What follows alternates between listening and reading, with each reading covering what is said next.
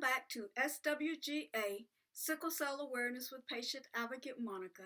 If you're visiting for the first time, welcome. If you are a new subscriber, welcome to the tribe. In today's video, I will be talking about the inspiration for the Come Hub With Us event. Let's get into the video. I was diagnosed in 2013 with sickle cell beta thalassemia and congestive heart failure. I'm new to sickle cell. I didn't know much about sickle cell, so I began to research sickle cell myself. And I remember after being discharged from the hospital, after being there for 6.5 weeks, I didn't know where to go or what to do. And I remember researching what are the resources here in my community, and I couldn't find any. I could not find any resources, but I did go to one center here who I was telling them I was experiencing pain, not knowing that I was into a sickle cell crisis pain, but I just knew I was in pain. And I remember them giving me a 706 number. And I'm like, this is not a local number, so what am I supposed to do? They were like, you need to call the Augusta Adult Sickle Cell Clinic and schedule an appointment with Dr. Kutlar.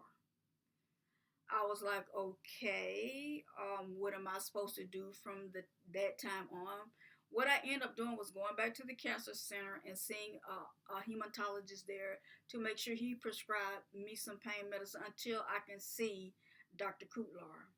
Dr. Kutlar was one of the outreach specialists that come to this area once a month. He would come the fourth Thursday of the month. And I remember my first appointment going to see him. I was excited to see him because I didn't know what was going on. And we've had several conversations. And after about the third or fourth month of going to the outreach clinic, I realized the clinic was not open on a regular basis. He only came once a month, so that clinic was not fully functional. And it was open only on the days that he was here in the community. And I was thinking, wow. And I remember being a patient outside waiting to see the doctor because I did have an appointment. And we waited outside for a while. There was no one there to open up the clinic. We had to call somebody to open up the clinic, and that took a while. And while we were outside waiting, I remember having a conversation with Dr. Kutlar. I said, Dr. Kutlar, I said, what can I do to make this situation better? He said, Monica, we have talked to the people at this clinic. We have talked to administrative. We have talked to different people to make sure that this clinic is open and is functional and they have everything that we need to serve our patients. And he said, Monica, we could only do so much as the outreach team. You as a patient and the patients in this community are going to have to fight for this community. You're going to have to fight for this clinic and make sure that you have everything you need as a patient. This clinic needs to be open. It needs to be functional. And the only way that that could be done is through the voice of the patients. So I said, okay, I did my homework. I did my research studying what sickle cell is, what the needs were. And I started working on that then, working on being a patient advocate. And the next appointment I had was with my primary care physician, and I was telling him about the situation and why I was in pain crisis and why I was going through the things that I was going through, because I knew that this clinic was about to be closed and we didn't have anywhere to go, or we didn't know what to do. I didn't know what to do. And one of the things that I didn't want to do is continuously go to the emergency room. And he said some things can be prevented. He said sickle cell patients need a primary care physician, a family doctor, or a doctor that understands internal medicine, because some things can be prevented and some things can be better managed. So once we had that conversation, and I was like, my next appointment, I was like, Dr. Ohamadiki. He was like, yes. I said, I have a request. I said, I am doing an event. And at this event, I want everyone to explain their role. It's so important for people to know what a oncologist, hematologist that specializes in sickle cell care does. Primary care physician, what do they do? The nurses. Nurses are in so many different settings. They could be at your primary care physician's office. They could be at the sickle cell clinic. They could be in a hospital. They can be in so many different settings, as well as home health. nurses. I've had a home health nurse. So it's important for people to know the importance and the role of nurses as well as licensed clinical social worker. Oh my goodness. I had the best social worker in the world. She was the absolute best. Everything I needed, she got it for me. I didn't have no problems. She knew how to write everything up. She was like, Monica, you need this, this, and this. And currently, since you have no income, we're going to put you on a 340 plan where you get your medicine for a year for free, and there are foundations that are going to provide your medicine. You need a oxygen tank because you have congestive heart failure. So we're going to make sure that you have a home tank as well as a portable tank. We're going to make sure that you have everything that you need. So I am grateful. And what ended up happening after a certain period of time, my social worker became my mentor in my advocacy work. She showed me how to do certain things, how to advocate effectively.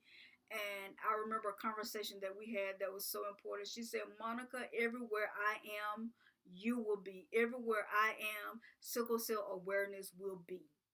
So I'm thankful to this day. I'm still thankful for my licensed clinical social worker. She done a great job at mentoring me and making sure that I had the things that I need in my health journey. Another important person is the caregiver. Caregiver can be a loved one, it can be a friend, it can be a family member, or it could be a hired caregiver. My caregiver, of course, is my mom. I have some friends that are caregivers as well, but my primary caregiver is my mom. She's the one that makes sure I get my appointments on time, make sure I have my prescription. She's the one that makes sure I have in place my care plan. That is so important to have a caregiver that's with you all the time or with you majority of the time. If they can't be with you all the time, they definitely need to be with you majority of the time. Another person on that care team is a nutritionist. And since I've been on this journey, I know the difference in when I'm eating healthy as well as when I'm not eating healthy. That's why it's so important to have a nutritionist on your team. And I remember at the first event that I had my hosted, the nutritionist was kind of surprised there wasn't that much information out there about the nutrition of sickle cell patients. So I was like, I'm not surprised. There are not that many resources, but as time goes by, there's more and more information out there. There are more patients that are advocating for themselves and they're doing more nutritional things, which is so great. And also, there are sickle cell patients that are Indian, that are Latino, that is so many other different races, Greek, Italian, that have sickle cell, Mediterranean. So there are different cultural diets that do work with you in your healthcare journey. Another part of your care team is health insurance. And sometimes your health insurance can come through an individual or an agent, or it can come through your social worker. It just depends on what choice you make, because there are a lot of agents out there that can help you get the best health insurance for you. I met a guy that made sure I had the best health insurance that I could get, being a patient living with sickle cell disease as well as congestive heart failure. I am so thankful for my medical team, my care team, and I want to share my care team with the world. That's why I'm excited to be hosting the fourth annual sickle cell meeting entitled Come Help With Us, where we provide resources for people around the world. A lot of the resources are local, but I'm continuing to do research as well as network with other people and other agencies and other organizations to make sure that there are resources in so many different places, especially when patients reach out to me. They reach out to me and want to know what resources are available in their community or in their hometown or in their city or in their state. And I do have some connections that can connect you to those resources. So if you haven't subscribed to my channel, make sure you subscribe to my channel, because on March the 13th from 11 a.m. to 12:30 p.m. Eastern Standard Time, we will be going live on Facebook as well as YouTube, but mainly YouTube. And the event is going to be virtual through Zoom. If you haven't subscribed, make sure you subscribe. Make sure you follow me on Facebook as SWGA Sickle Cell Awareness. If you have any questions about my event, make sure you leave those questions in the comment section. Until next time, stay hydrated and stay well. Goodbye.